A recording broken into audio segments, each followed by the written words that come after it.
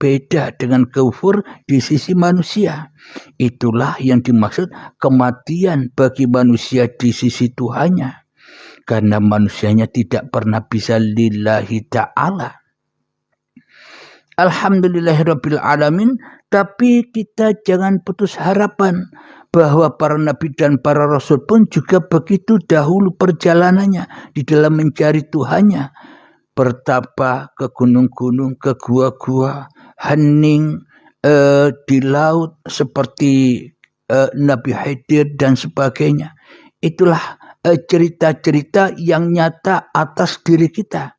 Akan tetapi bila hawa nafsu yang memahami, yang mendengarkan cerita-cerita para nabi itu, maka apa bedanya dengan dongeng-dongeng saja cerita para nabi dan para rasul itu ketika hawa nafsu yang masih kita tunggangi, ketika hawa nafsu yang masih kita kendarai untuk memahami Tuhan. Untuk memahami cerita-cerita para nabi dan rasul, kita tak mau masuk ke dalam diri kita hanya membayang-bayangkan, kita hanya berimajinasi bahwa cerita-cerita itu dulu pernah ada. Maka tak akan pernah ada datangnya iman, keyakinan dengan cerita-cerita yang diungkap oleh Al-Quran, oleh Alkitab, oleh kitab apapun, Zabur, Taurat dan sebagainya, bila kita tidak membaca kitab diri kita dahulu. Bila kita sudah membaca kitab diri kita dahulu, Iqra' kitabak, bacalah kitabmu. Agar apa? Agar engkau bisa menyaksikan ayat-ayat Allah yang ada di luar dirimu.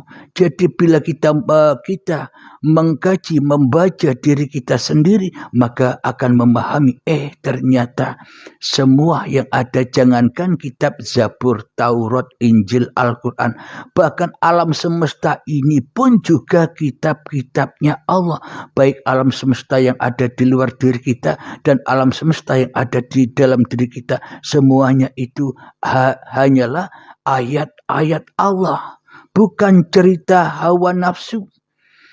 Maka dari itulah kitab-kitab Allah itu begitu luasnya, bukan 4 kitab itu saja, akan tetapi seluruh alam semesta inilah kitab-kitabnya Allah bagi manusia yang sudah bangkit dari kematiannya, bagi manusia yang sadar dari kematiannya, bagi manusia yang sudah murtad kepada tunggangannya, sudah murtad kepada hawa nafsunya sendiri.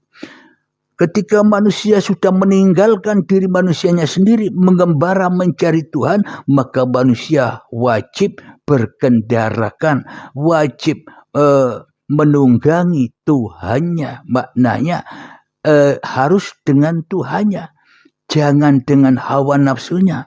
Bila dengan hawa nafsunya tak akan pernah paham tentang perketuhanan. Maka bila dengan Tuhannya yang telah menciptakannya, maka manusia mudah memahami atau manusia mudah sampai kepada Tuhannya. Mari kita buka bersama di Al-Quran, kebetulan di surat Toha. Ngopi dulu ya.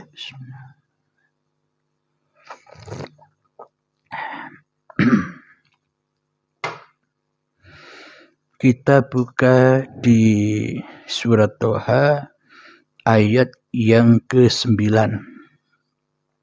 yakni kisahnya Nabi Musa di dalam awal penerimaan wahyu ilahi.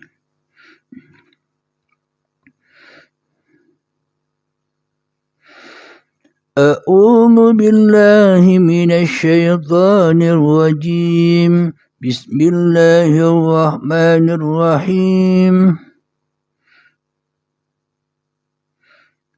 Ayat yang ke-8 dahulu. Allahu la ilaha illa huwa lahul asmaul husna, yang artinya dialah Allah, tiada Tuhan selain Dia, yang mempunyai nama-nama yang baik. Jadi dialah Allah itu maknanya dialah hidup itu, yang mempunyai nama-nama yang baik, namanya yang mempunyai segala puja dan puji.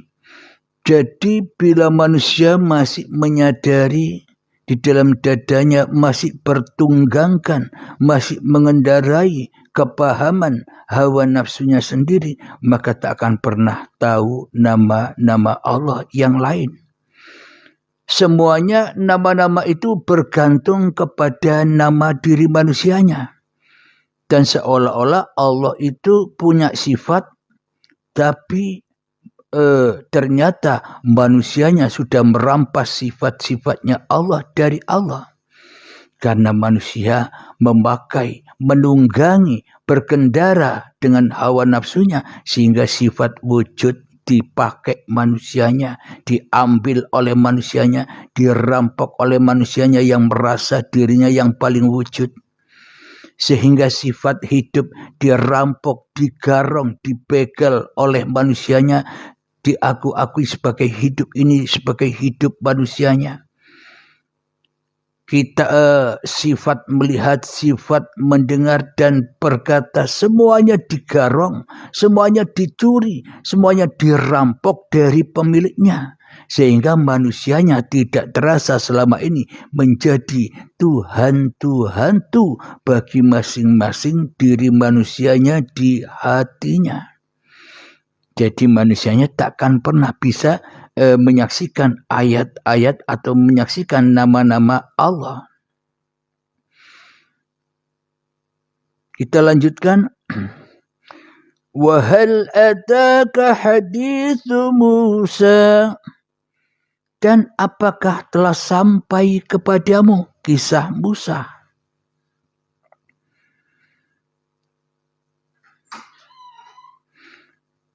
إذ رأى نارا فقال لأهلهم كثوا إني آنست نارا لعلي آتيكم منها بقبس أو أجد على النار هدى. Yang artinya ketika Musa melihat api, lalu dia berkata kepada keluarganya, tinggallah kamu di sini, sesungguhnya aku melihat api, mudah-mudahan aku dapat membawa sedikit nyala api kepadamu, atau aku akan mendapat petunjuk di tempat api itu. Maknanya di sini bila kita hanya memahami dengan makna yang tersurat, maka ini seolah-olah ini cerita badan Nabi Musa dahulu.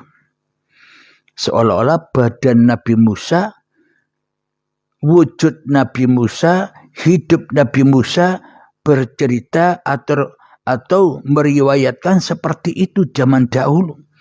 Karena kita selama ini hanya iman kepada wujud diri manusia kita, maka akan menjadi dongeng cerita ini. Kenapa? Karena bagaimana mungkin kita mengimani, mempercayai hal yang tak pernah kita saksikan. Kita hanya kata-katanya saja, kita hanya dicerita-ceritakan saja, tanpa kita melihat langsung, tanpa kita menyaksikan langsung peristiwa-peristiwa itu.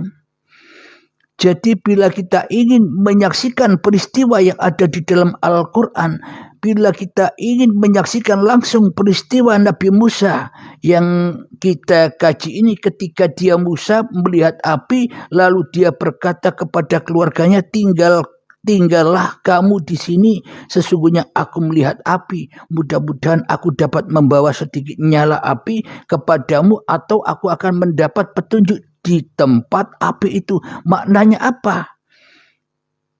Ketika kita menyadari bahwa di dalam diri kita ini ada anar, ada api, hawa nafsu, lalu dia berkata kepada keluarganya, maknanya aplikasi dari ayat ku anfusakum, jagalah dirimu, wa ahlikum naro, maka keluargamu pun akan selamat. dari api neraka. Itu maknanya.